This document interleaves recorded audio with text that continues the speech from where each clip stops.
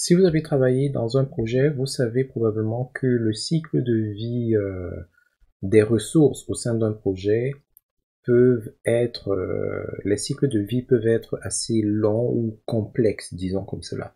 Il y aura beaucoup de modifications, d'allées venues, d'ajouts, suppressions, etc. Et pour différentes raisons, il peut être parfois intéressant de retrouver quelles étaient les différentes itérations euh, des documents ou des choses qu'on a effectuées. Ça nous permet de comprendre avec le recul quelles sont les différentes phases par lesquelles nous sommes passés pendant l'évolution du projet.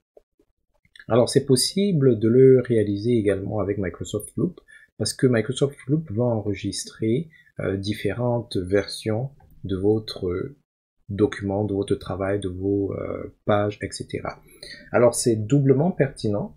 Pourquoi? Tout simplement parce que euh, dans beaucoup de cas, il n'y a pas de bouton de validation. Donc lorsque par exemple vous voulez rajouter du contenu, vous rajoutez juste du contenu, vous n'avez pas un bouton enregistrer, sauvegarder ou quoi que ce soit. C'est quelque chose qui se passe à la volée, je vous dirais.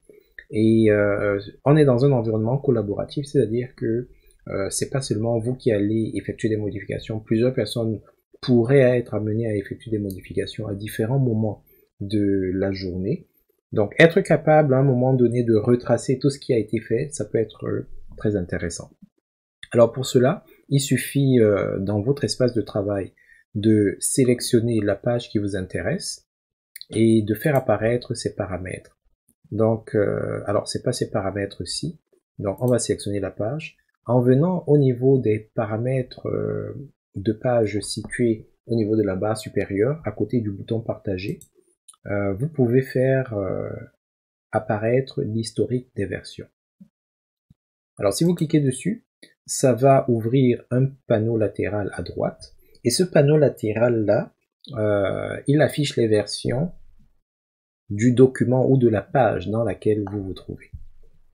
On peut donc voir que voici les différentes modifications qui ont été faites.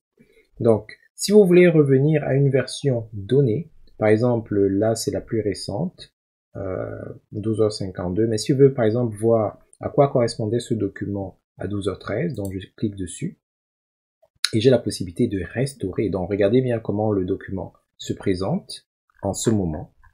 Ok, je le fais un peu rapidement. Et puis maintenant, je vais le restaurer à son état initial, si vous voulez. Donc, si je clique sur restaurer, confirmer.